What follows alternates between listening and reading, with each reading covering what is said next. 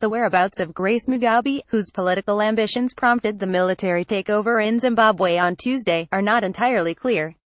Reports that the First Lady had left for Windhoek, the capital of Namibia, were denied by local authorities. Neither has it been possible to stand up reports placing the 52-year-old second wife of President Robert Mugabe in Botswana, Dubai or Malaysia, where the Mugabe family owned property. It seems most likely that the woman dubbed Gucci Grace, because of her shopping habit, is still holed up in the Blue House, the sprawling mansion in the upscale Borrowdale neighborhood of Harare, where she lives with the president.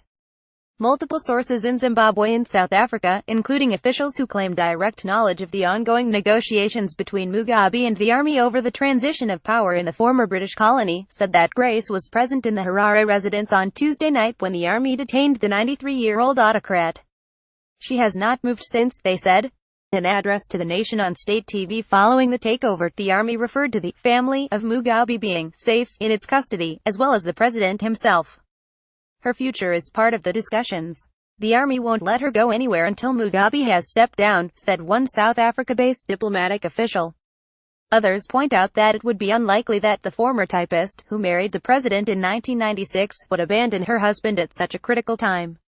I would be very surprised if she would leave the side of the president when the negotiations were going on.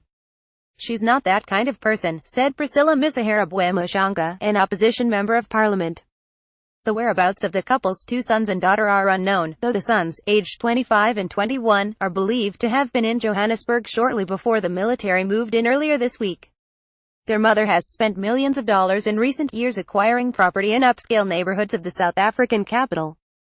However, her alleged assault on a local model this summer in a luxury apartment rented by her sons has led to legal problems that have made the neighboring state less attractive as a bolt hole. Profile: Grace Mugabe is the 52-year-old First Lady of Zimbabwe. Born in South Africa, she married Robert Mugabe, 40 years her senior, in 1996. Initially struggling to emerge from the shadows of the president's popular first wife, Sally, who died in 1992, Mugabe appeared by her husband's side for official functions but rarely got involved in politics herself, focusing publicly on her charity work while gaining a reputation for legendary shopping expeditions. In 2009, a British photographer alleged that she punched him repeatedly in the face when he tried to take a picture of her in Hong Kong. She has since been implicated in several incidents outside Zimbabwe and Singapore, in Malaysia and most recently in South Africa, where she allegedly assaulted a model in August. The unveiling of Grace Mugabe as a potential successor to her husband began in 2014, when she became head of the ruling party's Women's League and the state propaganda machine began talking up her political acumen.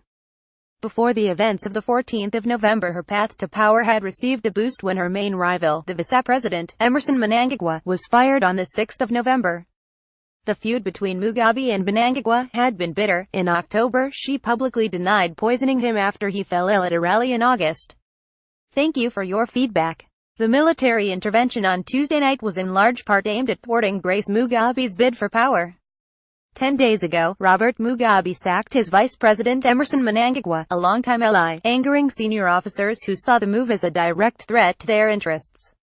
Not only did it put Grace Mugabe in pole position to take over from the aging president, but it was also seen as the first stage of a wider purge of dozens of senior officers and officials. The battle was not just between personalities.